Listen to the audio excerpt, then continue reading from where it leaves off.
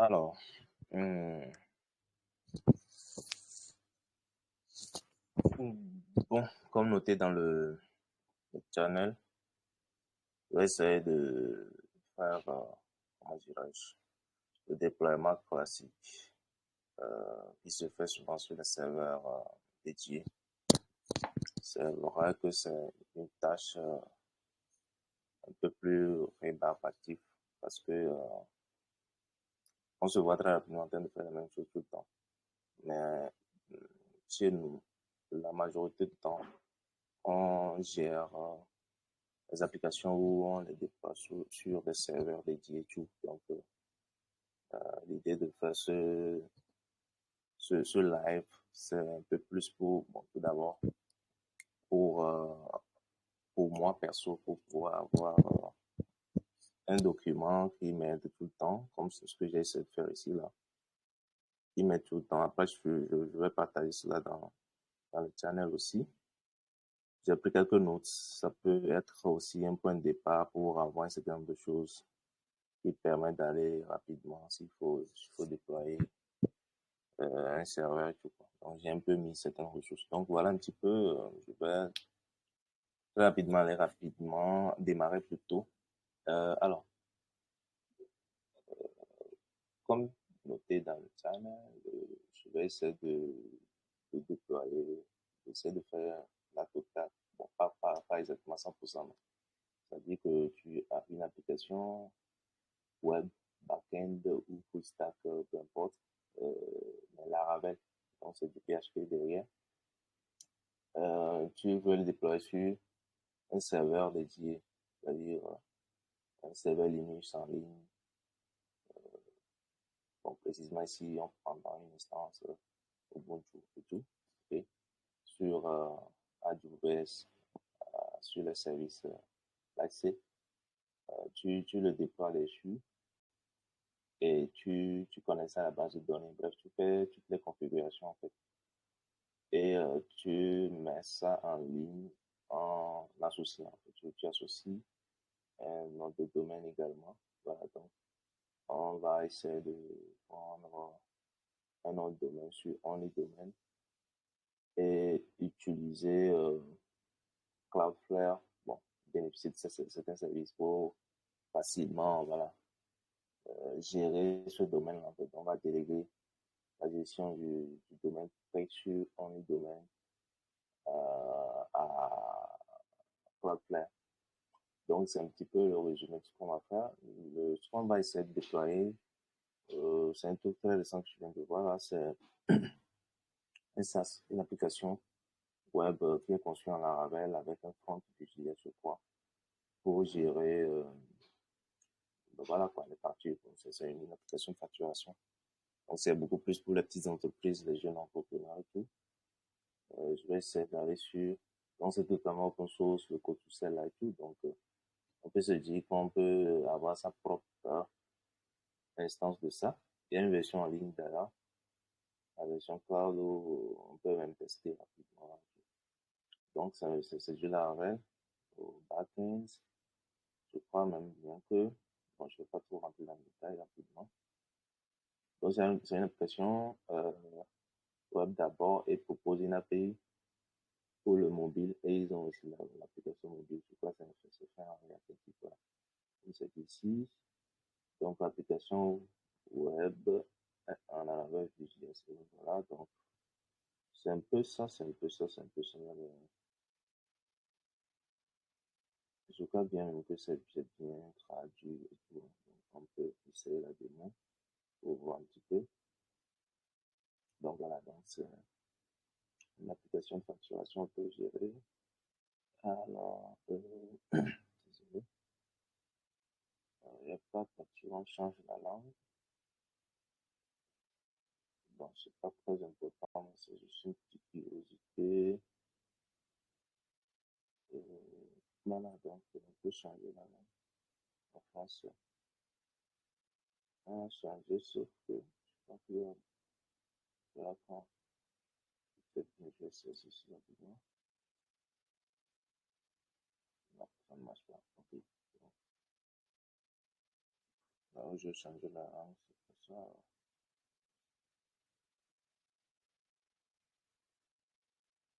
Ok, ok, ok. Ok, d'accord. Bon, bref, donc c'est un petit peu ça. Hum, moi, c'est typiquement une application de, de facturation. Donc, on va essayer de mettre ça en ligne. Un instant. Alors, donc ici, je vois bien que j'ai partagé mon écran, non, je vois bien. Voilà, donc c'est OK. Voilà, donc il y a le code ici. Euh, voilà, donc bon, et on va sur ce petit canevas là. C'est vrai que j'avais préparé un autre, euh, j'avais testé plutôt une autre application là, mais après j'ai trouvé ça plutôt intéressant. Mais le process reste pratiquement la même chose, hein. Le process reste la même chose. Donc ici déjà, il faudrait avoir un compte sur AWS. Donc il faut aller sur aws.amazon.com et essayer de se connecter si on a déjà un compte. Sinon, voilà, vous créez un compte. Moi, j'ai déjà un compte, donc je vais juste me connecter sur le compte rapidement. Hmm.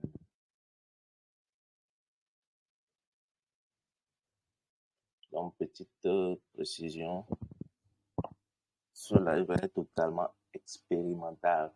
Donc, je n'ai pas forcément tout préparé, donc tout ne va pas se dérouler comme sur des rails, quoi.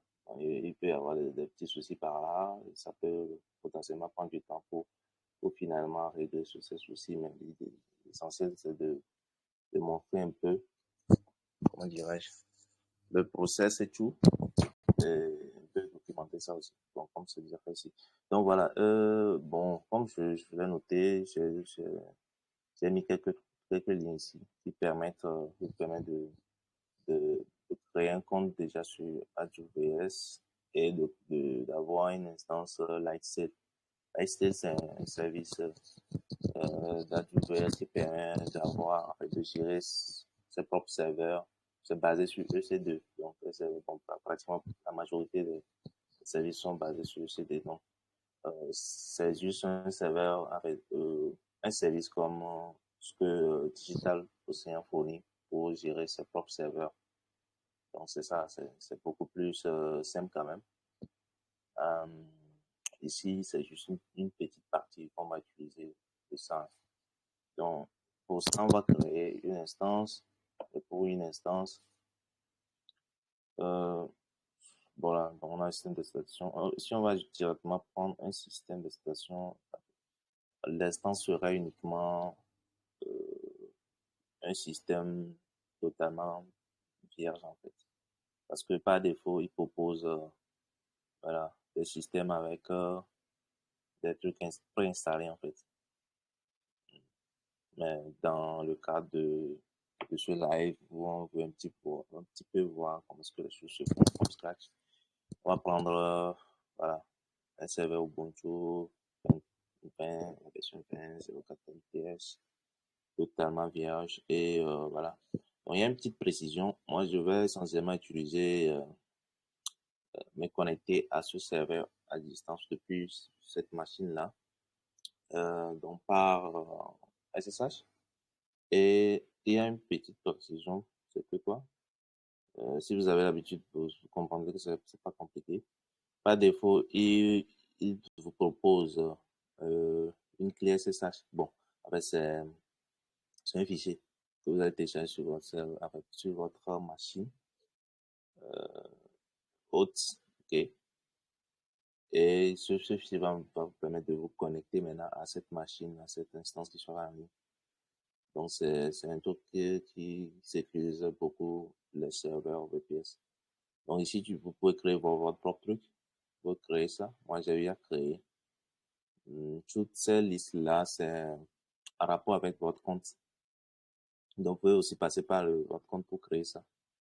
Après, vous aurez le temps de vous familiariser avec Lightsail et tout. Donc, voilà un peu. Donc, par défaut, il sélectionne ce que vous avez défini au préalable. Si vous avez eu à changer ça, mais par défaut, il garde. Si c'est la première fois que vous créez le compte, il garde. Et il propose une clé par défaut que vous pouvez télécharger. Après, vous connectez par SSH. Donc, ici, à vous de voir quelle puissance de la machine vous voulez.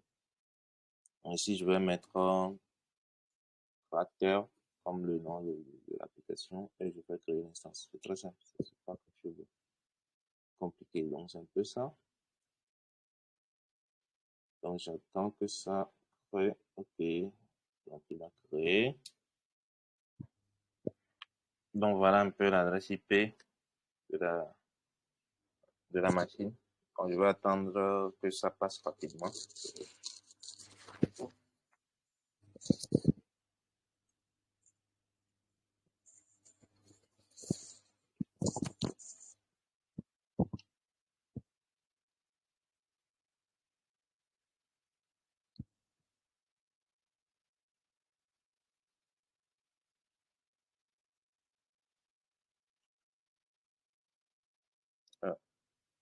Donc,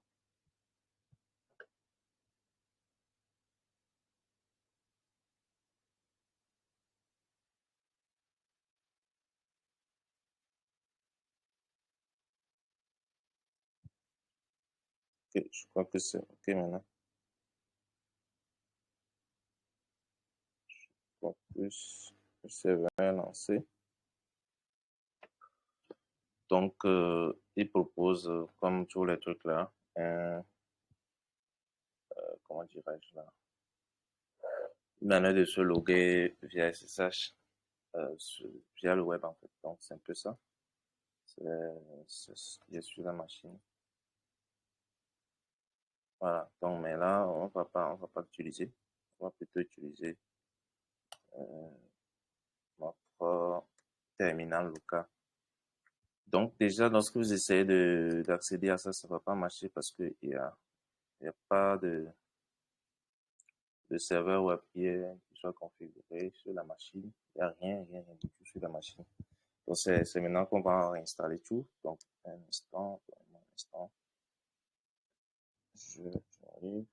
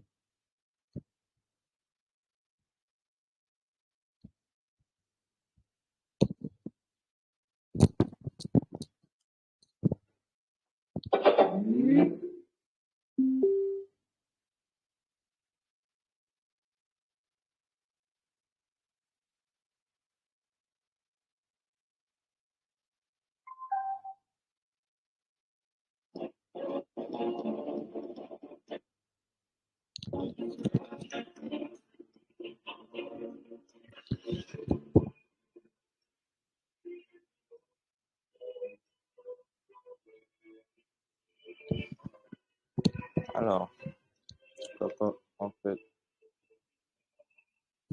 continuer, je pense. Alors, euh, bon, déjà, je vais essayer je crois que j'ai oublié un détail. Pour se loguer à une instance, comment on dit ceci ici?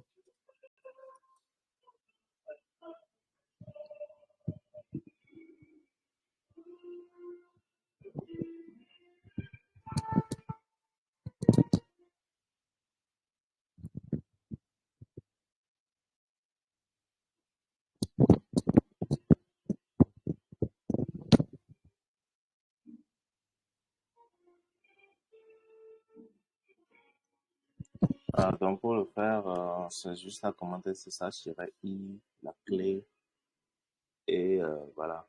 Voilà, il y a une petite précision. Il y a toujours comme identifiant Ubuntu pour les machines Ubuntu. Donc vous allez voir ça à ce niveau.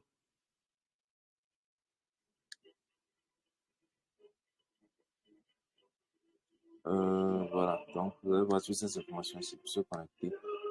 Donc il faut se connecter sur ce host avec ce username, avec cette clé-là. Donc c'est un peu ça, je vais ramener cette commande-là pour... donc on va dire...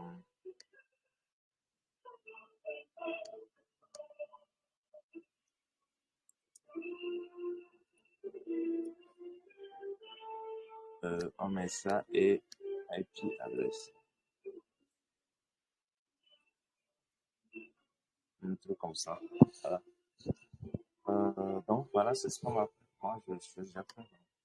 Il y a que l'adresse IP, je vais changer parce que je viens de créer un nouveau. Un instant de ça, donc je supprime tout ceci, je mets l'adresse IP. On essaie de me connecter pour la première fois. Il faut que j'ajoute cette clé à ma machine aussi. Et voilà, je suis connecté.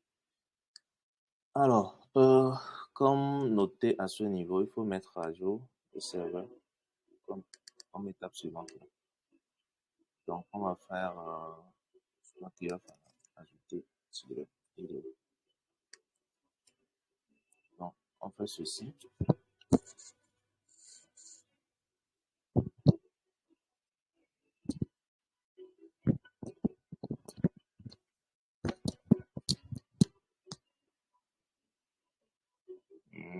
Donc, prochaine étape.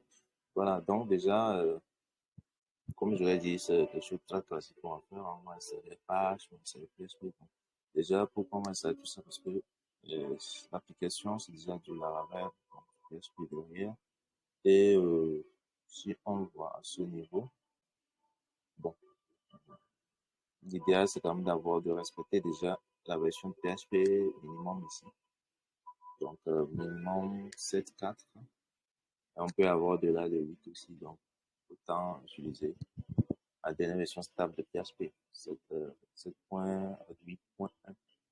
Donc, c'est pour ça on va devoir installer 8.1 à la suite. Donc, ici, ça fait la mise à jour. À part ça, on va aussi installer les extensions nécessaires déjà pour que une application, comment ça s'appelle là, Laravel puisse tourner. Et des jours pour que peut-être ça, il y a potentiellement certaines librairies qui ont besoin de certaines extensions de PHP, de libérer de ce projet-là. Donc, on aura besoin de ça aussi en liste. Donc, ce qui est important à noter aussi, lorsque vous installez les extensions PHP, il faut faire attention à installer tout le script nécessaire, ce qui est important pour que vos applications tournent. C'est vrai.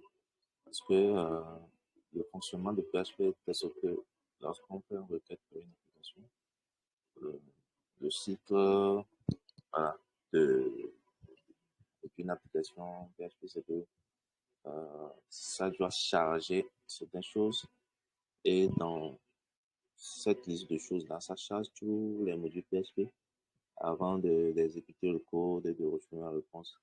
Donc, même les extensions PHP qui ne sont même pas utiles sont aussi, qui ne sont pas utilisées, sont aussi chargées. Donc, ça cause un problème de performance.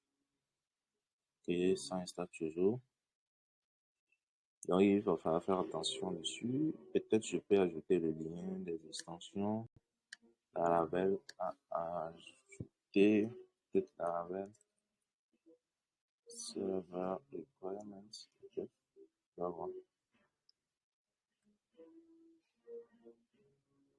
Voilà, je crois qu'on peut le voir ici. Déploiement Laravel. Donc, je peux copier ça, ce lien-là.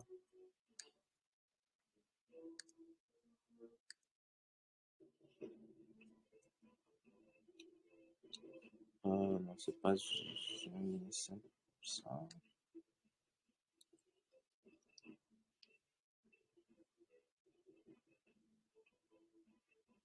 Bon, c'est pas grave. Je vais directement mettre sur bien comme ça.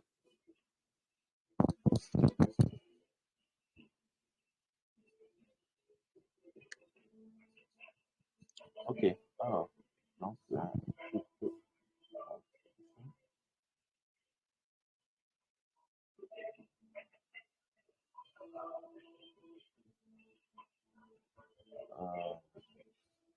donc voilà un petit peu les étapes. Après, on installe la page sur le serveur. Donc, ça finit.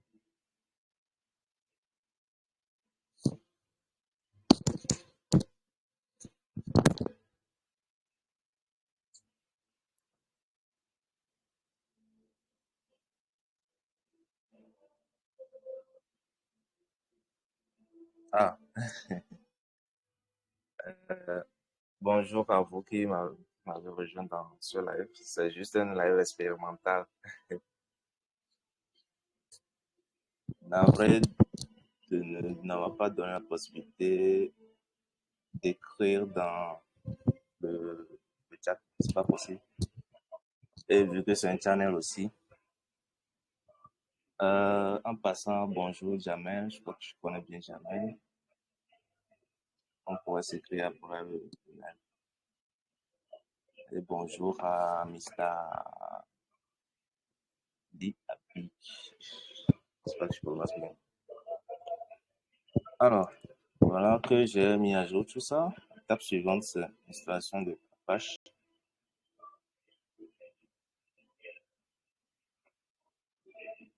Déjà, le test très simple qu'on peut faire après avoir installé Apache, c'est, voilà, comme j'essaie de faire d'abord, donc j'essaie d'ouvrir en fait, d'accéder à l'adresse IP dans le navigateur. Vous allez voir que ça ouvre la page d'Apache. Donc voilà. Voilà, notre serveur web est OK. Sauf qu'il reste PHP, OK, pour que l'application, cette application qu'on va déployer tout de suite puisse tourner. Il est basé sur PHP, donc il faut installer PHP. Donc pour ça, c'est un peu ça les étapes. On fait ceci. On se prend, voilà. Ah, OK, ça c'est dit OK. Après avoir fait l'update, là c'est OK. Donc on ajoute ça parce que PHP ne fait pas partie des dépôts de Ubuntu 20. Ubuntu 20, je crois que vous savez un peu que les, les versions des librairies sont liées aussi aux versions de distribution de Ubuntu. À base de Ubuntu 22, là, PHP 8.1 est accessible directement. Donc, on peut faire sudo apt installer, ça s'installe. Mais la version antérieure, il va falloir ajouter ça. Donc, c'est un peu ça. Donc, voilà, PHP installé. Ça aussi, on peut vérifier en faisant PHP sur la version, c'est OK. Après, on installe ces extensions. C'est vrai que je n'ai pas eu le temps de checker, voir pour spécifiquement cette application, les extensions qu'il faut concrètement. Euh, mais bon, si plus tard on a besoin en fait d'une application sur des erreurs qui nécessitent des extensions spécifiques, on va devoir les installer. Donc c'est ça un peu la requête, sujet la requête, la commande pour installer les extensions de base. Cette partie, je crois, une partie, c'est beaucoup plus des extensions de Laravel par défaut qu'il faut en fait pour une application Laravel. Les autres, c'est pour une autre application que j'avais essayé de configurer. Alors, donc, c'est tout. Maintenant, il faut installer aussi MariaDB. Ok. C'est un peu des trucs classiques, hein. On a besoin sur les serveurs. Donc, je les installe très rapidement. Ok, update, ok. Donc, je vais installer MariaDB maintenant. Lui aussi, il va prendre un petit peu de temps.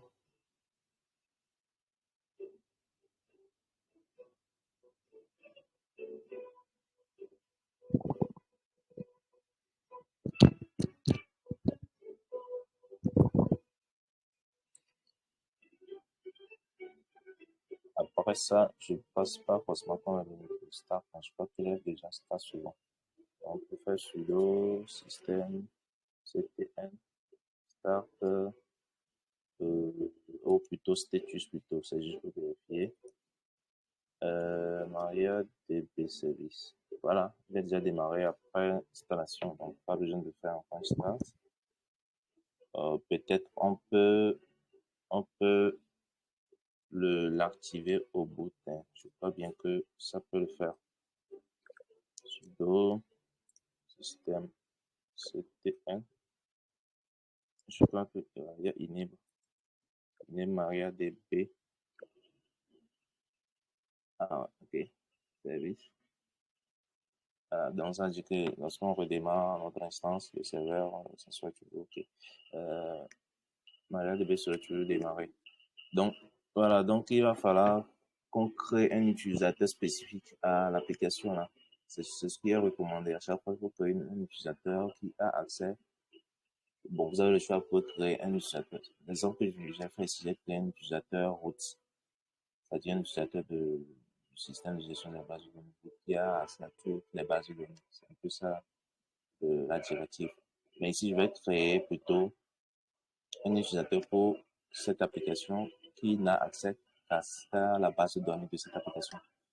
Donc, pour ça, déjà, il va falloir sécuriser MySQL, alias MariaDB. Donc, on demande le mot de passe courant, je n'ai pas défini ça.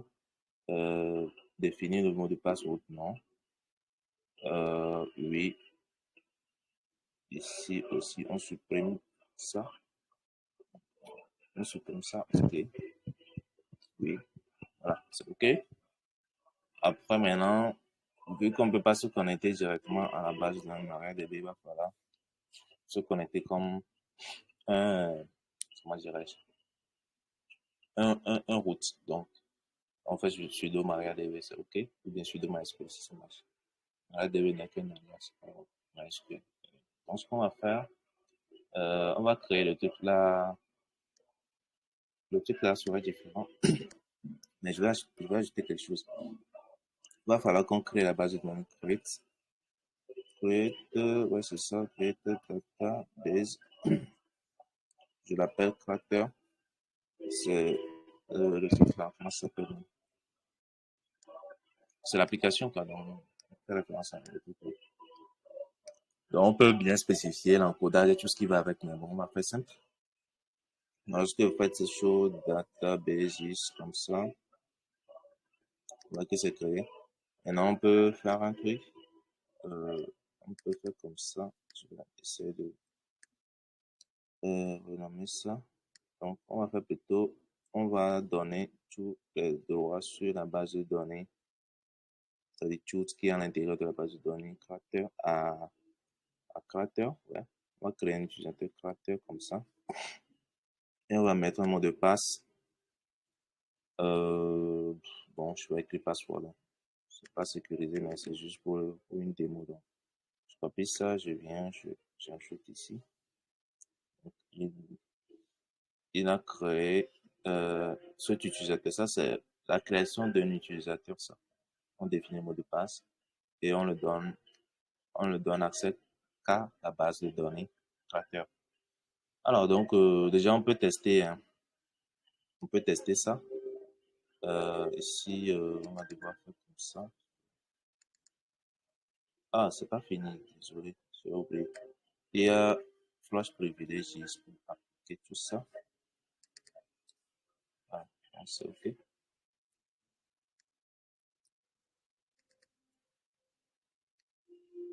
Je bloque Flash Privileges et on exit. Donc, pour tester, on fait juste sudo maria db-user -u. On met le user qu'on a créé. On peut -p. Et on met le mot de passe qui est password. Et voilà, on est connecté. On peut faire show databases comme ça. Voilà, on a créé cette base de données. Et c'est OK. OK, donc c'est bon. Voilà, c'est de ça que je parlais. On peut bien créer la base de données spécifiant tout ce qui est le codage des tables et tout. Donc, voilà. Donc, l'étape suivante, on va installer Composer naturellement parce que c'est une application, une fois encore, Laravel. Donc, il faut installer avec Composer. Il faut installer les dépendances avec Composer.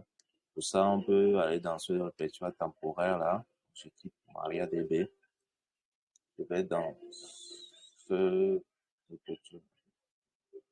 Euh, et je télécharge Composer. Ça, c'est la méthode de la doc. Je suis la doc. Voilà ça. Donc, vous allez voir qu'il a juste téléchargé le fichier. Après, on l'installe dans un répertoire spécifique. Notamment, les répertoires se trouvent les programmes, les binaires. Et on le retire d'ici. Et pour tester maintenant si Composer est installé, on va faire Composer sur ici, Composer, tirer version. Et boum, c'est OK. Après ça, naturellement, petite précision, cette application, comme je crois que je l'avais dit au départ, c'est du full stack API, c'est la totale quoi, API web avec Vue.js, front web avec Vue.js. Voilà. Donc, le front, on aura forcément besoin de Node.js pour pouvoir installer les dépendances front et tout, et les compiler quoi. Donc, c'est pour ça que vous allez voir qu'il y a un package JSON dedans. Donc, naturellement, il va falloir avoir Node.js sur la machine également. Donc, pour ça, on va télécharger également Node.js. OK. Ça passe très rapidement. Voilà. Une fois que c'est ajouté à notre source list, on installe réellement Node.js maintenant. Et après, on installe aussi Yarn. Voilà. C'est Yarn. On peut utiliser NPM, hein, je crois. Bon, Yarn, c'est pour installer les dépendances complètes, les assets et tout ça. Et on peut bien utiliser NPM pour le faire. Mais Yarn est plutôt intéressant aussi. Donc, voilà. Donc, ça, Yarn travaille avec NPM. Donc, déjà, vous allez voir que Node-V, il y a Node 16, 18. NPM aussi installé. Et Yarn aussi. C'est OK. Voilà, donc je crois qu'on a installé tout ce qu'il nous faut, hein. Tout ce qu'il nous faut pour le moment, pour que, généralement, c'est le strict minimum pour qu'une application la relève. C'est-à-dire PHP, si c'est 8.1, Apache, okay. On peut bien installer Nginx aussi. Après, la base de données, c'est MariaDB et maintenant le truc front, Node.js. Voilà, donc ici, voilà, on va vraiment démarrer le déploiement. Maintenant, on va démarrer le déploiement. Pour ça, dans le draft, je disais qu'on va prendre un projet depuis GitHub et l'installer sur notre serveur. Il nous faut juste le lien du repo et s'assurer qu'il y a Git sur la machine. Donc, à partir de Ubuntu, une version de Ubuntu, je crois, 18, non, il y a déjà Git sur la machine, donc pas besoin d'installer ça.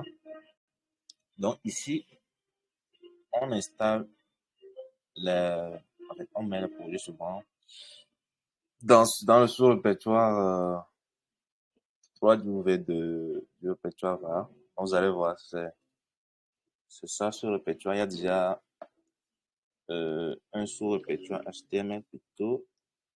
C'est ce index-là qui nous permet de charger la page Xwork de, voilà quoi. Bon, c'est un peu ça. Mais nous, on va se rendre dans ce répertoire et cloner. On clone ça. Ah, j'ai copié le truc là. Je reviens, je clone l'application. On fait git clone comme ça. Voilà. On n'a pas la permission pour ça. Va falloir faire sudo ch on $user.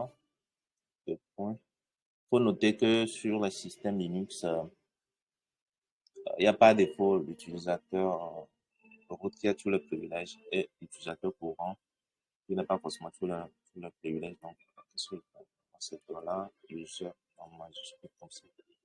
Donc, c'est pour ça qu'il va falloir donner les permissions à l'utilisateur courant sans forcément faire un sudo à chaque fois au répertoire qu'il faut. Donc, lorsque je vais recloner ça, il pourra maintenant, il pourra mettre ça. Je crois que je l'ai noté dans le draft, hein. Je ne l'ai pas noté. Ok, d'accord, peut-être bien que je vais devoir. D'accord, je vais noter ça. Dossier H on-r, voilà, user, deux points, voilà, user, slash, voilà, slash.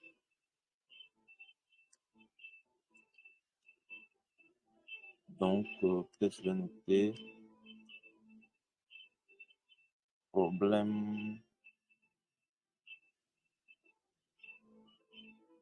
Bon, je vais mettre, après je vais améliorer sur cette description-là. Problème de permission là. Dans le répertoire radio V. Donc, c'est réglé. Donc, vous savoir que il y a Cracker qui est là maintenant. On a l'application sur notre serveur, il va falloir maintenant configurer tout ça. Donc, pour ça, vous avez remarqué que lorsque on rentre dans l'application, fait git branch, on a la branche master, la toute dernière version qui est en ligne là, c'est ça, on est en train de déployer. On peut bien sélectionner une version spécifique. Donc, pour ça, on peut aller dans la partie version là, voir les releases. Là, si on veut être sûr qu'on a une version très stable, on va faire un checkout sur cette version-là. Donc, comme j'ai spécifié ça ici, là, il y a un exemple. Si je vais renommer progressivement, donc on peut essayer de faire ça aussi. On fait un fait pour s'assurer qu'il a récupéré tous les trucs. Bon, ça aussi, c'est à voir. S'ils ont créé des tags, ils n'ont pas créé des tags. On peut faire un git branch, all. Bon,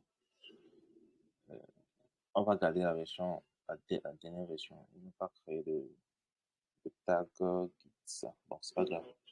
Alors, donc, il faut aussi qu'on fasse chose là. Voilà. Lorsque vous faites ls, et voilà, ceci exemple, il faut le répliquer, configurer ça. C'est ça, configurer ça. Et générer tout ça. Ah ouais, c'est normal, on n'a pas encore installé la dépendance. Actuellement, il faut installer la dépendance d'abord.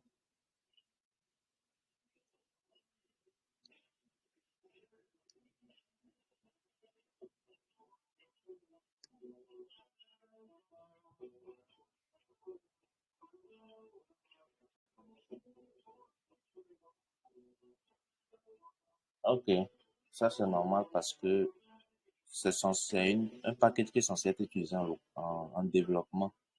Mais ici, je crois qu'on est dans le fichier 1, vous allez voir que app 1 serait en production. Voilà. Donc, en production, en installant. Même de toute façon, la commande qu'on vient de faire chose là, on a dit qu'on ne veut pas les dépendances de dev qui est dans Composer, require dev là. Donc, c'est normal qu'on ait ce problème. Ça ne va pas empêcher l'application de tourner quand même. Alors, donc, ouais, on peut générer maintenant la clé dont on aurait besoin. Ça va être un peu pénible si à chaque fois ça me sort ça. On va faire juste un compose install. Okay. Euh,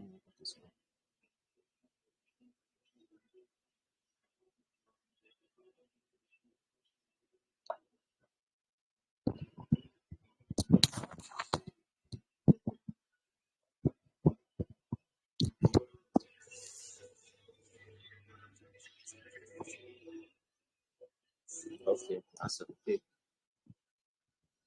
Alors, je crois qu'on a généré tout ça, c'est ok. C'est maintenant que ça va être ok. Voilà. Là, j'ai généré la clé. Donc, on est pratiquement très proche. Bon, tous ces détails-là, c'est pas spécifique à cette application, hein. Donc, cette partie aussi est très importante. Ça permet de donner des permissions au serveur web de pouvoir lancer l'application. Et aussi, ça aussi, on donne les permissions qu'il faut pour que le serveur puisse aussi, en fait, l'application aussi puisse créer, générer les trucs là. Ici, storage pour plus se créer dans le dossier storage. Pour le reste, on y reviendra. Donc maintenant, on vient maintenant à l'accès maintenant à l'application à travers une adresse IP ou un domaine. On démarre avec une adresse IP. Donc pour ça, il va falloir activer le rewrite et créer un fichier et créer un fichier de configuration Apache pour configurer. En fait, on crée un VROS en fait. C'est un fichier qui permet de créer une nouvelle application et l'accéder via un lien spécifique ou une adresse IP. C'est un truc comme ça. Donc ici, on va juste répliquer le default là.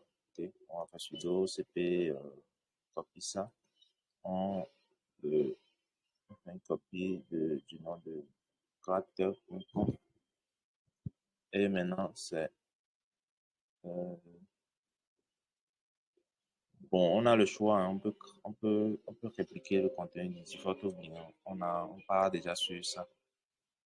Je crois que ça, c'est déjà bien configuré pour la relève parce que c'est pas public et tout. Là, voilà ce que je vais ouvrir la copie du default. Il n'y a pas forcément tout ce qu'il faut.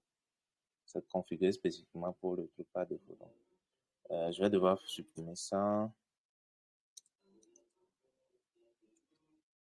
et plutôt faire un sudo nano. Et je mets le contenu là ici. Voilà. Donc, adresse IP, je vais changer ça. Adresse IP, c'est ça. C'est la nouvelle adresse IP. On vient juste de prendre le serveur. Donc, c'est la première étape quand même d'exposition de notre application. Je vais enlever ça sur Internet. Donc, on va remplacer le nom Monica par créateur. Pareil ici aussi. Donc, en gros, qu'est-ce qu'on est en train de faire ici? On définit le point d'entrée de notre application. Vous savez que dans le dossier public, le dossier public est le dossier d'entrée d'une application Laravel. Donc, c'est dans ce dossier qui se trouve le fichier index.php à travers lequel l'application est bootée et lancée. Donc, on dit à notre serveur web que voilà, lorsqu'on veut accéder à cette adresse IP, tu vas nous charger notre application à travers ce dossier-là. On y va directement le prendre à travers index. Euh, Ici aussi, on va dire au serveur web aussi qu'il n'a qu'à suivre ces directives. Donc, pour ne pas aller dans le détail, c'est un peu ça. Alors, une fois que c'est fait, c'est pas encore fini. Il faudrait maintenant désactiver ce gars-là, cette page-là, et activer maintenant ce qu'on vient de créer. On désactive ça. Donc, il faut que vous soyez sûr que vous êtes dans le dossier où se trouve ce fichier de configuration avant de désactiver ça en fait. Sinon, il y aura une petite erreur que le fichier n'existe pas. Donc, on va activer notre créateur et recharger le serveur. Rechercher le serveur Apache en fait. Recharger les configurations du serveur Apache. Alors, donc, c'est un peu ça. Après, tout ce qui est en rapport avec PHP, FPM, on peut aussi le faire. On peut activer tout ça. Ça permet d'optimiser en fait le serveur. parce que c'est avec FPM qu'on arrive à gérer plusieurs, comment dirais-je, plusieurs requêtes sur le serveur de façon bien optimisée, sans rentrer dans le détail. Donc, voilà, on vient de finir une première partie dont on peut déjà tester en essayant d'accéder à la nouvelle adresse IP. Voilà, boum, on a fini notre installation de... Vous allez voir que ça va charger tout de suite de notre application. Donc, comme je l'ai dit, c'est un SaaS, donc c'est comme du WordPress. Hein. Vous le prenez et il est configuré de sorte que ce soit facile à installer. Okay, cool. Donc, on aurait pu, si c'est notre propre application, il y a les étapes suivantes là qui concernent, je crois que je n'ai pas fait ça, c'est ça. Ok, ok. Ah, d'accord. Pour l'application précédente, il y a déjà une commande qui permet de gérer ça. Donc, si c'est notre propre application où on a tout ça, on n'a pas forcément un utilitaire pour installer l'application même sur le serveur manuellement.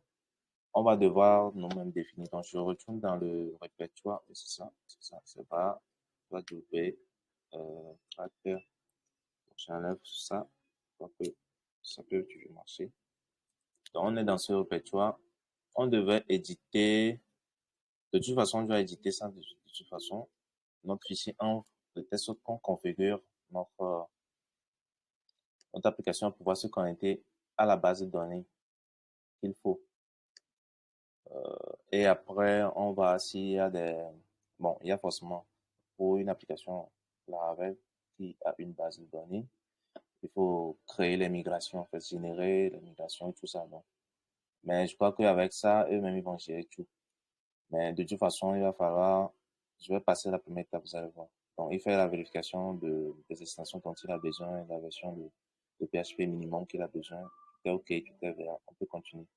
Pour les permissions aussi, il a les permissions qu'il faut. Et maintenant, ici, alors, c'est ici qu'on configure maintenant l'accès à la base de données. Donc, par défaut, c'est MySQL, c'est OK, le port, c'est OK. La base de données, le nom de la base de données, c'est Character. On venait de le créer tout de suite. Le user aussi, on a créé un user Character spécifiquement pour cette base de données. Et le mot de passe, c'est juste password. Donc, je peux copier ça, je mets ça ici, je mets P minuscule, ça, je mets ça ici. Et c'est bon. Sauf que, il faudrait que ah non, pas besoin, pas besoin. Lui-même, il va gérer ça. Je vais laisser gérer. L'essentiel que la base de données soit réellement créée. Donc, comme ça, normalement, tu devrais passer à merveille.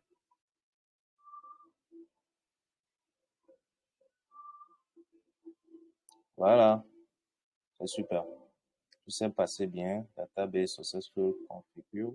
Le database configure successful. Oui. OK. Donc, on a le domaine. En vrai, c'est pas ça le domaine, mais on y reviendra. On va réellement créer un domaine pour ça. Ça, c'est technique. Donc, on fait ceci. Pour le mail, bon, je vais mettre mon mail ici. Name, ok. Je vais mettre ça et ça.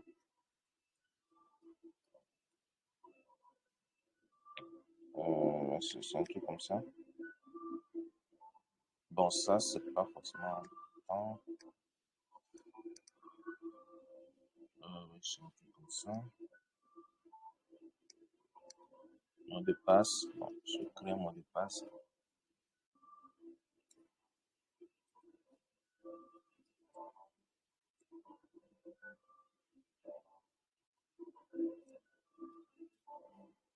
Quand c'est OK. Donc, voilà le mot de passe créé. Prochaine étape.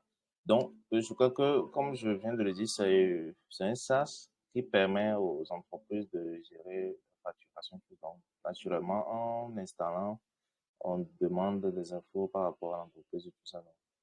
Donc, vous-même, vous créez vous mettez en fait des informations qu'il faut. Voilà quoi. Euh, C'est toujours ça, hein. State même, c'est la province, non. State maritime.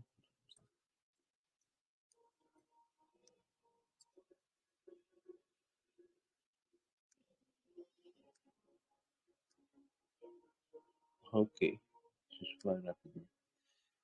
D'accord. Donc, on peut configurer ainsi. Et la langue, le reste, c'est OK. Euh, c'est ça. C'est bon. Ah, OK. Voilà. C'est OK maintenant. On a notre application sur notre serveur. Sauf que c'est pas fini. Il va falloir maintenant attribuer un autre domaine. Donc, c'est là que la prochaine étape, on continue la prochaine étape. D'accord. Donc, ici, on a fini ça. On a fini ça aussi. Mais ça, je vais monter non. Ça, depuis, maintenant, on a fini depuis maintenant. Maintenant, prochaine étape, je crois que je manque quelque chose. Bon, c'est pas grave. Prochaine étape, là, on va prendre un autre domaine. Comme je l'ai dit, on va sur Only Domaine. Bon, c'est le provider que j'utilise le plus ces derniers temps. Donc, on va prendre un domaine là-bas. Bon, ce qu'on va faire, c'est quoi l'application? L'application, c'est Crater, non? Donc, on va essayer de prendre un domaine comme ça. Crater, Crater SAS, SAS comme ça, peut-être. Je peux coller ça, hein, comme ça, Crater SAS. Je peux faire un test. Sauf que on va prendre le domaine moins cher, c'est juste pour faire la demande. On va prendre le domaine XYZ qui se vend à $2. On prend ça et on va payer ça. Je suis déjà connecté, donc je sais pas pourquoi il m'oblige à. Voilà. Ok, je suis pas encore connecté.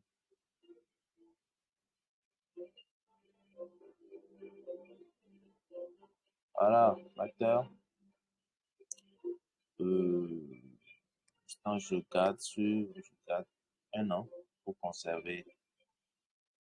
Parce que le nom de domaine normal, le nom de domaine normal, c'est minimum 8 $10 ou $9 minimum. Sauf que ce domaine particulier, ils font une réduction dessus sur un an, bah, ils vous vendent ça à $2 seulement. Donc, c'est parfait pour les tests. Pour $1, ouais, 1,99 $. Mais à partir de ça, ils facturent normalement. Donc, après plutôt un an, ils facturent normalement. Donc, vous prenez notre domaine dessus, on peut continuer. Donc, je vais mettre ma carte de crédit. Ce que je vais faire, devoir désactiver le partage et revenir après avoir rempli les informations, bien sûr. Donc, après,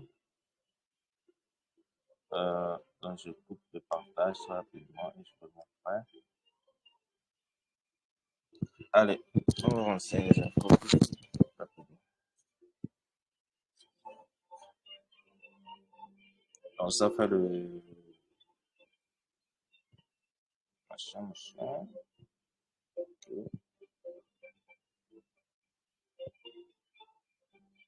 ok.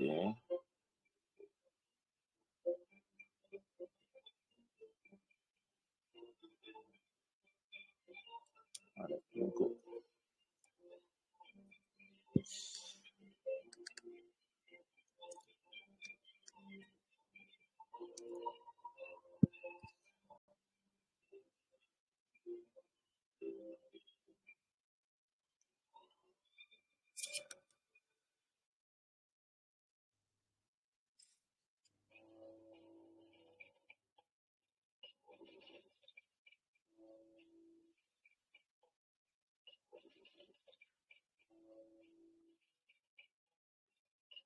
C'est parfait.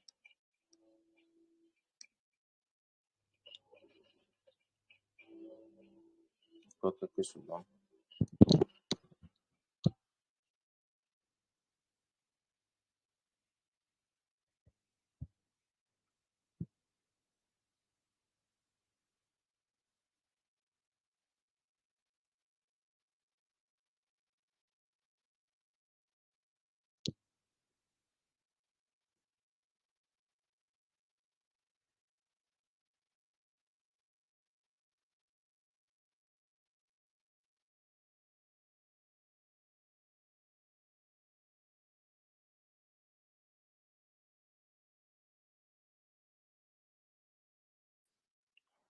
désolé. Je viens de finir. Je, je partage. Le paiement est passé. Et j'ai le domaine que je viens de prendre. Je vais dans My Domains. Et voilà, donc c'est ça. Cartesas. Euh,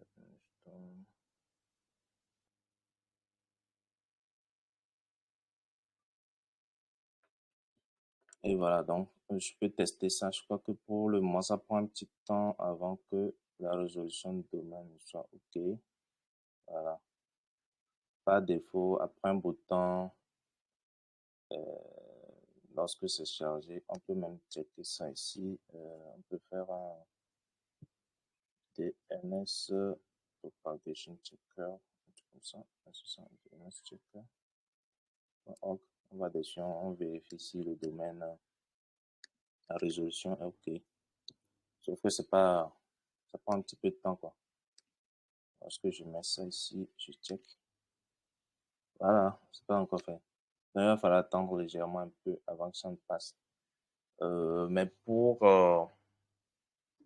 vu que je peux pas attendre, je vais réutiliser un domaine que j'ai précédemment enregistré là pour faire la résolution, pour l'attacher au serveur en fait. Okay. Donc, je continue ici.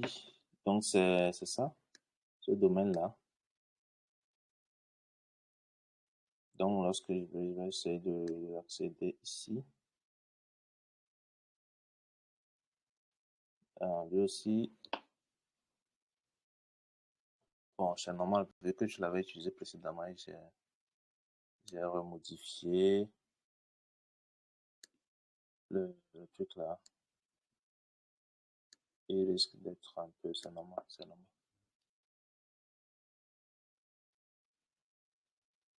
Ok, après je vais documenter le reste du process aussi sur Notion. Je crois que je l'avais pas bien documenté.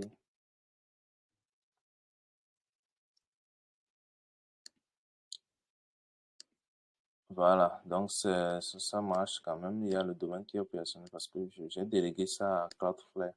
Sauf que le serveur derrière n'est plus opérationnel, c'est normal. J'ai supprimé l'instance qui est derrière, donc c'est normal, ça ne marche pas. Donc, je vais utiliser ça. Ok. Donc, je vais reconfigurer tout ça. Pour ça, comme je l'avais noté ici dans le draft, c'est un peu ça le process. Pour le déploiement, on a fini ça, on a fini ça, on a fini ça. On est à ce niveau-là. Partie 3.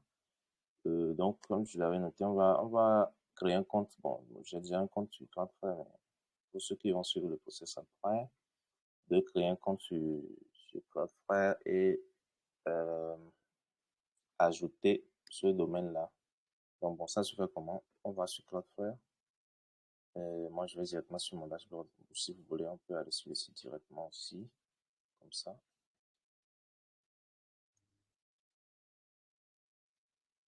Un instant. Je crois que je dois continuer par enregistrer. Ok, ça enregistre. C'est bon, ça enregistre. Ok. Comme ça, donc, je me connecte. Ouais, je me connecte rapidement. Voilà. Donc voilà, vous voyez qu'il y a plein de sites que j'ai essayé de faire chose là. Celui-ci, il est OK. Donc c'est celui on va utiliser temporairement le temps que notre site là ne soit opérationnel. Donc ce qui est important ici, c'est la partie DNS. Donc on a notre record DNS, notre table DNS là, chez euh, Cloudflare, sauf que ça c'était l'ancienne version. Je l'avais utilisé récemment, vous allez voir que l'adresse IP c'est pas pareil que ce qu'on a ici. Donc c'est ça on va utiliser la nouvelle adresse IP du serveur là, le serveur qu'on a ici là, c'est son adresse IP qu'on va utiliser. Donc en gros pour comment ça fonctionne la partie là, je viens de le faire. Euh, je prends un domaine chez un un fournisseur là et je délègue.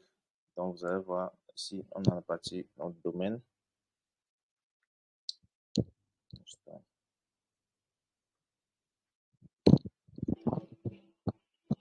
Ok, donc voilà, on a le domaine et on prend le domaine qu'on veut en attendant que l'une soit ok.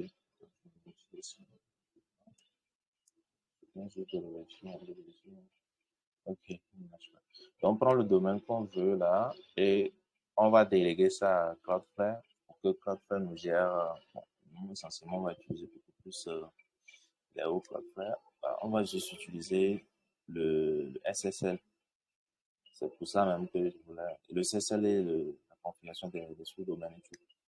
Donc, on vient ici dans DNS Settings et on fait pas défaut, c'est sur Use Only. Comment dire, ça fait pas défaut, c'est Only Domain même qui gère les choses. Mais on va déléguer ça à Cloudflare. Donc, pour ça, on supprime ça. On peut supprimer, mais pour ça, eux, ils donnent des directives pour le faire. Ok. Attends, je vais faire quelque chose. Je vais supprimer les anciens records pour recommencer. J'aurais aimé que l'autre là, vu que ça ne marche pas instantanément, on est obligé de passer par le truc là. Donc, la table est vide. La table est vide et les serveurs DNS en fait de Cloudflare, c'est ça. C'est ce qu'ils nous fournissent. Donc, c'est ça on doit configurer ici. On met ça ici et on pointe sur l'adresse IP de notre serveur. Ce qu'on a ici. Ou ce qu'on a ici directement. Sur notre plat. Donc, on prend ça. On vient ici. Non, pas là-bas. On lui demande plutôt. On délègue ça. On enregistre un. Il y a deux. Donc, on peut on met le deuxième aussi. Et on pointe sur la même adresse IP.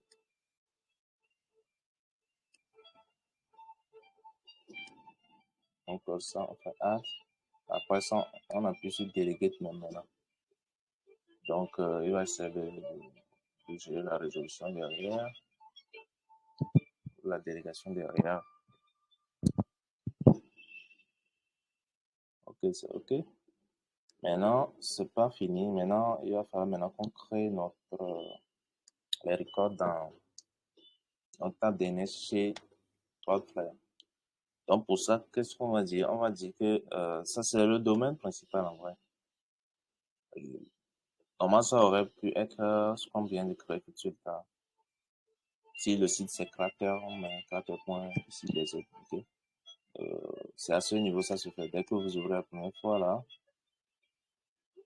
vous faites Add Site et vous mettez Crater. Bon, on va mettre celui d'ici là. X, Y, Z. Voilà quoi. Add Site. Et ici ça se fait normalement. Et il y a des étapes à suivre, donc même ils vont vous guider. On utilise la version gratuite, donc on prend Free ici. Donc voilà, il y a ces étapes là suivre. Lui-même automatiquement, il va essayer de checker la table DNS. Là. Il n'a rien trouvé, donc voilà quoi. Donc c'est ça un peu le process classique. Ici, dans le process, on peut en même temps créer, configurer notre table DNS en même temps. Donc pour ça, on a un enregistrement de type A. Le type A, c'est souvent, ça peut souvent sur l'adresse IP. Donc ici, on peut se dire que notre créateur ici YZ là, il va pointer sur ce serveur là. Voilà le serveur. Je vais plutôt copier ça ici pour que ça n'inclue pas l'HTTP. Donc, on pointe sur l'adresse IP. Donc, à chaque fois qu'on configure ça, le menu fait un résumé ici. Donc, c'est plutôt intéressant. Après ça, on le configure juste temporairement, le temps que ça ne soit fonctionnel. Donc, après ça, dit qu'on l'a fait comme ça. Une fois que la configuration sera effective sur le serveur, lorsqu'on tape sas.yz, ça ouvre l'application directement, comme ça. Mais là, il faudra aussi qu'on crée un alias pour le 3W parce que si on fait tout ça marche et que lorsqu'on teste avec 3w.charactersas.cdz, il va pas reconnaître le 3w parce que 3w en vrai c'est un sous-domaine.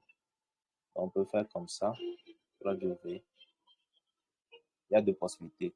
Soit on garde l'enregistrement de type A toujours, on pointe toujours sur l'adresse IP, comme ça. Soit on peut faire un CNAME. Ok, on fait un CNAME, c'est-à-dire un alias CNAME. On garde toujours ça et on pointe sur trackersas.cz. Donc, c'est le possibilités on a. Voilà, là, on a le domaine par défaut configuré. Maintenant, comme bonus, on peut toujours configurer un sous-domaine. Pour ça, on fait un CNAME. Disons qu'on a, moi, je dirais API, par exemple. On peut dire qu'on a API comme sous-domaine. Ou bien landing page. Landing page comme ça. Et là, on va pointer sur lui-là. On peut pointer sur lui-là. On va pointer sur lui-là directement. Parce que le CNAME ne pointe pas sur les adresses IP, ça pointe plutôt sur le domaine route. On peut bien faire 3W. Vu qu'il est configuré, on peut faire 3W.là. Ou bien on peut faire directement là. C'est un peu comme ça. C'est un exemple de création d'alias de ce domaine. Donc ça, c'est déjà fait.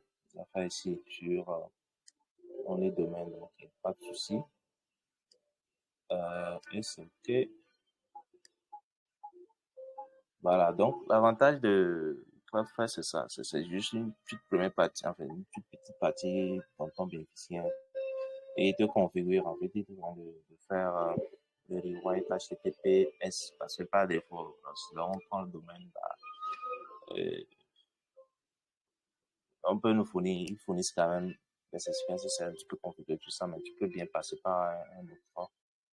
Vu que lui, il est plutôt simple, je vais peut-être plus ça. Donc, on peut activer tout ça. C'est-à-dire que HTTP simple ne va pas marcher, c'est directement HTTPS qui sera activé. On peut aussi activer ces options-là aussi, là. Pour minifier du CSS, ça permet d'optimiser le chargement des pages. Ça aussi, on peut activer ça. Et le résumé, c'est OK. Et voilà, c'est OK pour ça.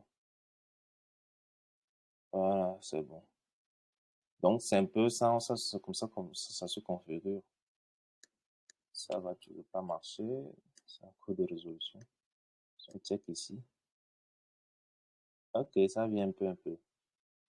Ça commence par résoudre un peu. Mais on va attendre un peu. Généralement, ça fait pratiquement une journée, mais parfois le minimum c'est 30 minutes, 45 minutes, c'est OK. Donc, c'est pas le vrai but. Le vrai but, ce qu'on va utiliser, c'est lui. C'est lui qu'on va configurer, quoi. On va pointer sur notre serveur. Donc, on l'ouvre ici, on va sur la partie DNS et on continue notre configuration. On n'a même pas encore commencé. Donc, ici, on va créer, on va dire que le route là, il pointe sur l'adresse IP là, notre serveur. Donc, on fait comme on l'avait fait tout de suite. C'est bon. OK. On peut aussi créer, voilà, un sous-domaine 3W là. C'est très important. Et on peut, je crois que c'est tout, hein. Ouais, pour le moment, on va faire simple. Après, on va tester la création de sous-domaine. Donc, ça pointe dessus, sauf que notre serveur web là, lui, il est toujours resté sur cette ancienne configuration parce que explicitement, dans la config Apache, dans le vhost Apache, on a dit, on a donné comme server name l'adresse IP. Maintenant qu'on a bien fait la configuration, on va passer ce domaine-là qu'on vient de prendre là directement. On va plus passer par l'adresse IP. Donc pour ça, je vais ouvrir mon terminal, voir si je suis toujours connecté. Non, je ne suis pas connecté par SSH. Je me reconnecte par SSH au serveur. Voilà. Non, on travaille dans le dossier, enfin, etc, Apache, site available. OK. Et là, on va voir qu'on a notre host,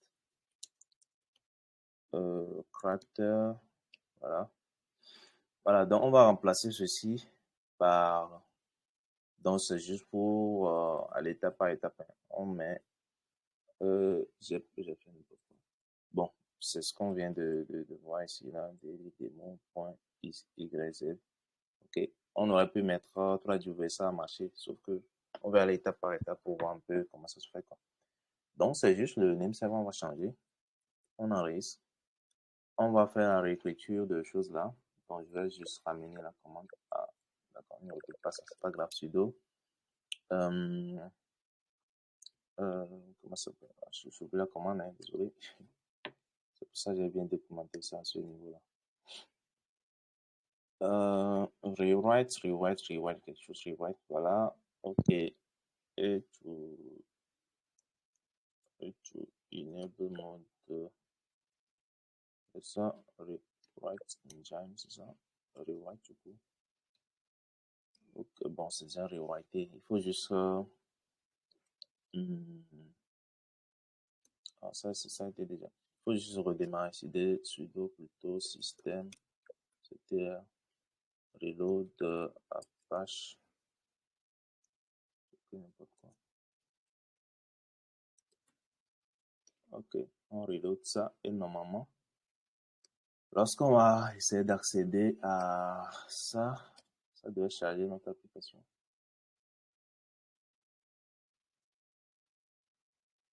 Voilà, voilà, c'est très simple. Donc voilà, on a réussi. Vous allez voir que c'est en HTTPS en même temps, hein. Bon, il y a le petit cadenas, mais il y a différents trucs, c'est ce que j'ai, quoi. Mais c'est pas ce que j'ai de bout en bout. Il y a juste un certificat SSL valide que Cloudflare nous a fourni, là. Donc, c'est un peu ça. Donc, c'est plutôt simple. Et je vais fermer ça et me connecter maintenant. Donc, on va invalider ça. Edge Identifiant, c'est quoi déjà? Je me rappelle, ouais, je crois que c'est ça. Donc, c'est plutôt ça et ça.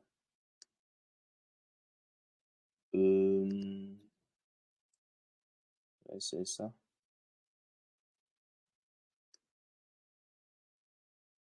Voilà, c'est bon. Donc, on a réussi à attribuer un vrai domaine à notre application qui est sur le serveur là, un serveur dédié totalement par le créateur.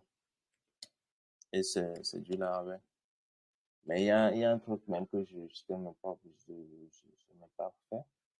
C'est la configuration des assets.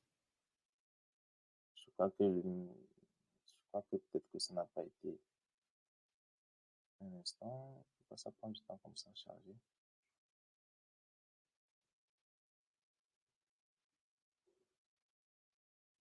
Ah, j'essaie de connecter.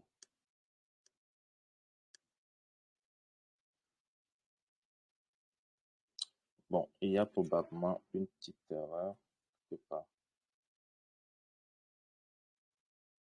Ok, voilà, c'est ça. C'est de ça que je parlais. Les assets ne chargent pas. Donc, pour ça, sur le serveur, il va falloir qu'on fasse yarn run production. Euh, ok, d'accord. Bon, déjà, on va déjà installer la dépendance Node d'abord.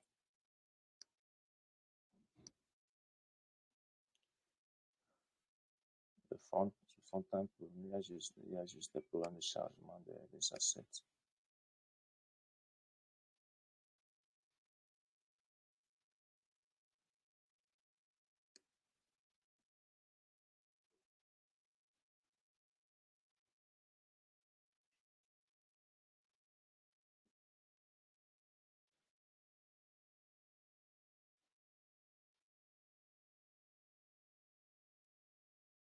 Ok, ok, d'accord. Il y a un problème de permission. Bon, c'est normal. Sudo, on va donner la permission. Tu l'appelles.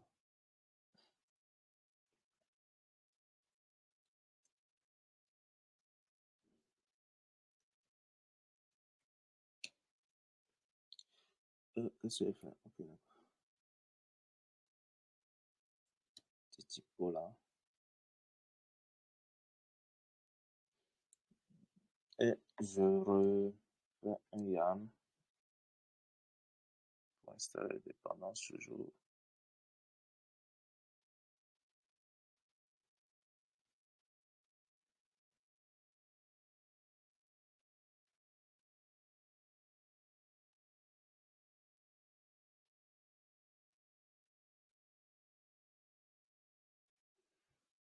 Ok, donc il fait le but des assets.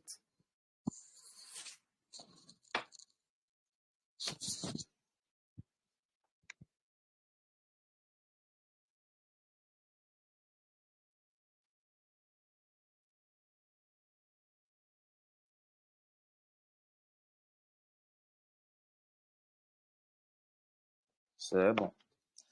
Je crois que cette fois, en réactualisant, ça devait passer normalement. Je vais devoir me reconnecter.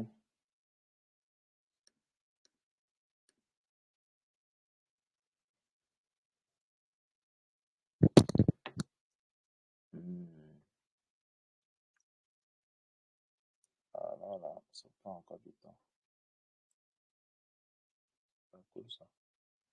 Je crois il y a toujours quelques problèmes. Ah d'accord. Il y a un problème, d'accord, un problème serveur 500. Il faut que j'essaie de voir concrètement de quoi il s'agit. Euh, ok, je me reconnecte. Ok, c'est un problème au niveau du vent. Là, voilà, il essaie de charger. API One Bootstrap. Ok, ça retourne une erreur de type Corse. D'accord. Ah, d'accord, d'accord. C'est ce problème-là. Il y a un problème il y a une erreur quand même qui est générée. Et alors, on va essayer de créer les entrées dans le log, mais ça va, enfin, il n'a pas de permission. Donc, on va donner les permissions qu'il faut pour que il puisse se créer dans le répertoire, chose là, le répertoire log. Donc, on va faire sudo, ouais, c'est ça. Cette fois-ci, c'est le traduit doucement. Toujours comme ça. Euh,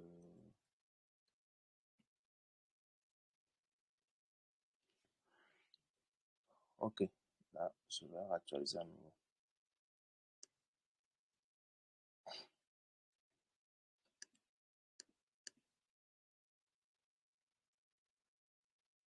Ok. Il y a une erreur 401. Ah, d'accord.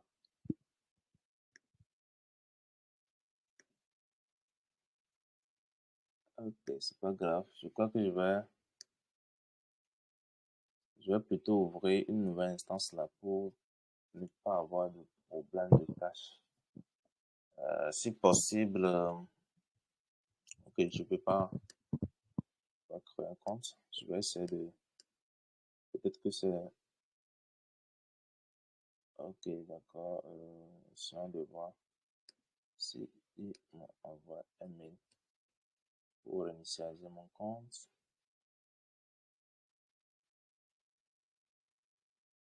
Hmm,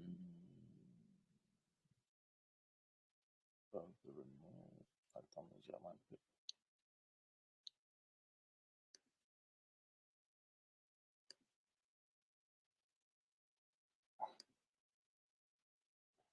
Il n'y a pas de mail là. Il n'y a pas de mail. Bon, c'est pas grave. Euh, par contre, il n'y a rien qui prouve que la connexion a marché. Si j'essaie de fausser le mot de passe, Voilà, ça me dit clairement que le mot de passe n'est pas le bon.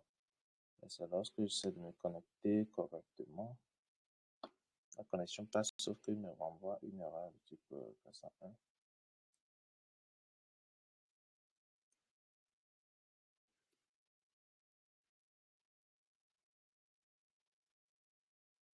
Bon, c'est pas grave. Je crois que c'est pas un problème très très grave. Hmm.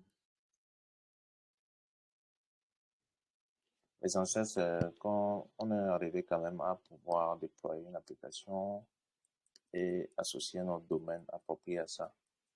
Et lorsqu'on a lancé l'application, ça démarre quand même. Le reste, c'est juste des problèmes techniques de dev. Voilà. Ce qu'on peut faire aussi, comme je le disais, on peut créer un sous-domaine. Okay. Finalement, on va le laisser tomber. On peut créer un sous-domaine bien spécifique. Donc, pour ça, on peut faire un CNAME comme ça.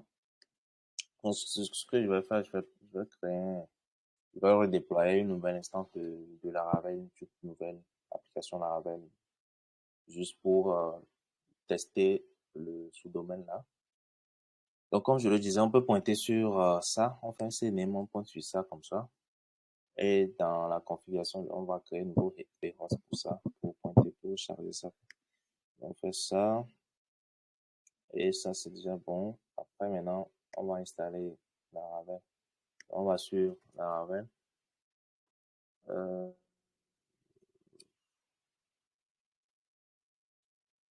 ok. Bon, cette fois-ci, on va le faire directement sur le serveur, hein. Donc, on installe avec Composer. Voilà, comme ça. Directement avec Composer. Un instant. Je vérifie si tu veux connecter, sur connecter. OK. Alors, donc, je retourne en arrière et c'est le site dans lequel on installe nos projets. On va composer require ça. Euh, voilà, donc on met juste la règle comme ça. OK. Donc, créer le projet.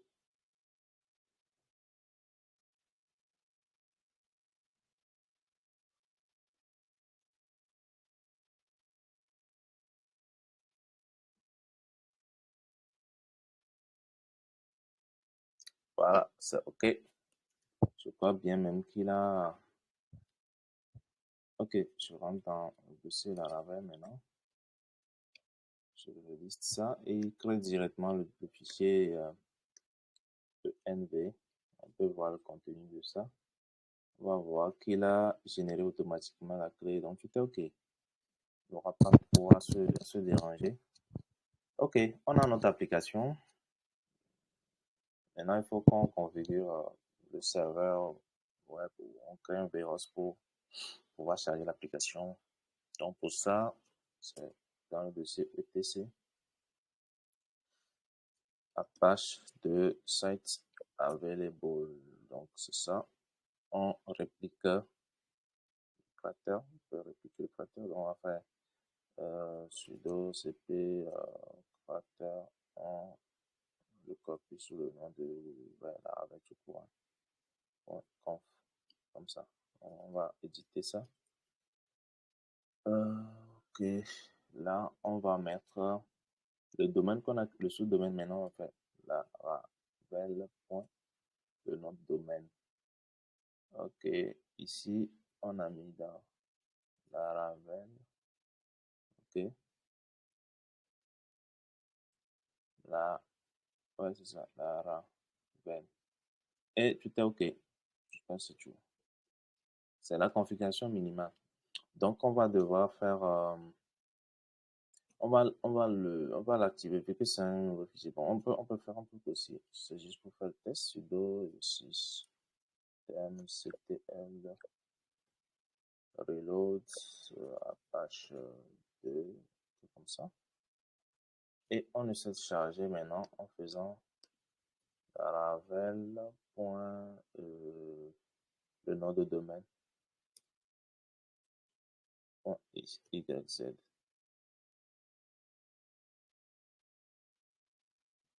Ah, ah, voilà, il charge l'ancienne version toujours. OK. Donc on va désactiver sudo Non, Bref, je n'ai pas bien fait la configuration. C'est la raison pour laquelle ça charge l'ancienne version. Hmm, hmm, hmm, hmm, hmm, hmm, hmm.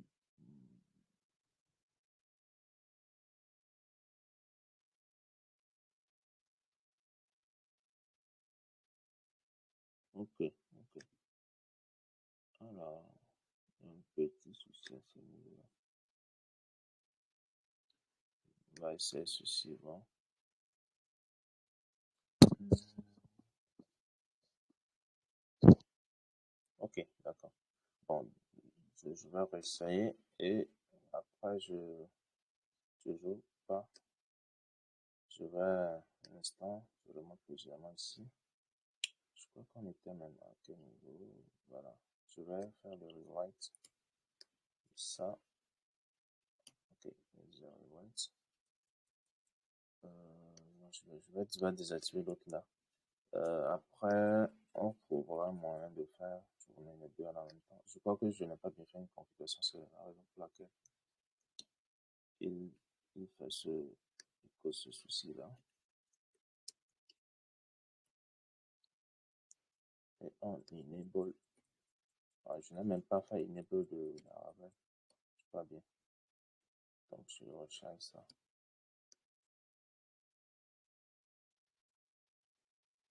Voilà. Ça charge l'application. Sauf que il n'y a pas les permissions qu'il faut forcément. Donc, je vais donner la permission on à, bon, je vais faire comme ça. Il faut toujours donner la permission quand je vais data au-dessus storage. Donc, la Laravel storage, comme ça. OK. Donc, c'est bon. Voilà, on a déployé une nouvelle application en sous-domaine. Mais là, si on essaie de charger l'ancienne application, vous voyez qu'il y a ce souci toujours qui est là. Je vais activer plutôt.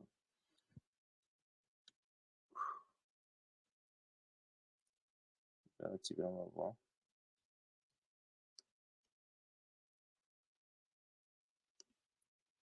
Et si j'essaie d'accéder. Ok, c'est bon. C'est bon maintenant. Donc, il fallait juste activer le nouveau lorsque j'ai créé pour que les deux s'activent. Donc, vous voyez que les deux tournent parallèlement. De notre domaine là, on a l'application, la première application qu'on a déployée, il est chargé. Et l'application Laravel qu'on vient de créer tout de suite aussi, il est chargé. Donc, c'est un peu ça. Derrière la nouvelle application, il n'y a pas de base de données, tout ça. Mais bon, je crois que ça, c'est pas un problème. Donc, je crois que j'ai fait le tour. Hein. C'était pour pouvoir faire un petit live. Je vais partager ça. Je vais partager ça dans le truc.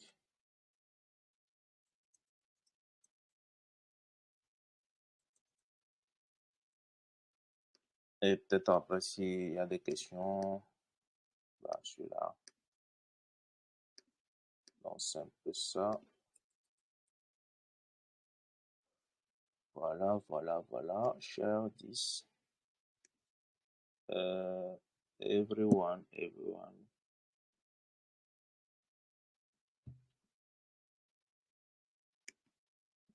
Comme ça. Comment dire, on partage ceci. Est-ce qu'on peut créer, on peut pas éditer ça.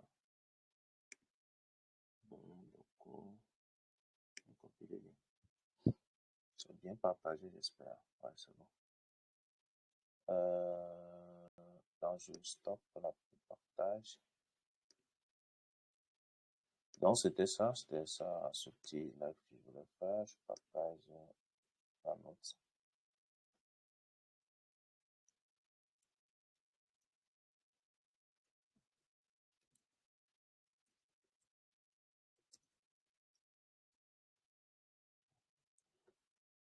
Allez.